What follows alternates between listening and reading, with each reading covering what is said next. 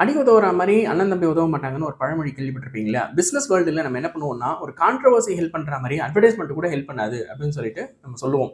So Elon Musk இவ்ளோ பெரிய புளூட்டோக்ராட். அவர போய் யாராவது எந்த பிசினஸ் மேனாவது எதிர்க்கிறதுக்கு துணிவாங்களா? துணிய மாட்டாங்க. அப்படி இருந்தும் சின்ன பையன் யாரு அப்படின்னா மார்க் ஜுக்கர்பர்க் அவங்க கூட அவ்வளோ பெரிய சண்டை ஏன் போட்டான் அப்படின்னு சொன்னா, இப்ப ட்விட்டர் மாதிரியே ஒரு சிமிலரான ஒரு ஆப் வந்துட்டு பார்த்தீங்க அப்படின்னு சொன்னா, மார்க் வந்துட்டு ரிலீஸ் பண்றான். ஆனா அதே சமயம் அது ட்விட்டர் கிடையாது. பட் யூனிக் செல்லிங் பாயிண்ட்னு சொல்லிட்டு ஒன்று இருக்கும். ட்விட்டர்லேருந்து டிஃப்ரெண்ட்டாக இருக்கும். பட் ட்விட்டர் மாதிரியே இருக்கும். ஸோ அப்படிங்கிறது.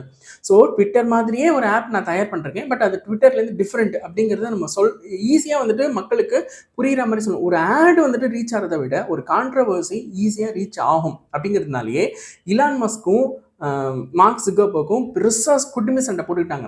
இலான் மஸ்க் வந்துட்டு ட்விட்டர் மாதிரியே அப்படின்னு சொல்றாரு. மார்க் ஜுக்கர்பர்க் வந்துட்டு ட்விட்டர்லேருந்து அது எவ்வளோ டிஃப்ரெண்ட் அப்படிங்கிறத சொல்றாங்க.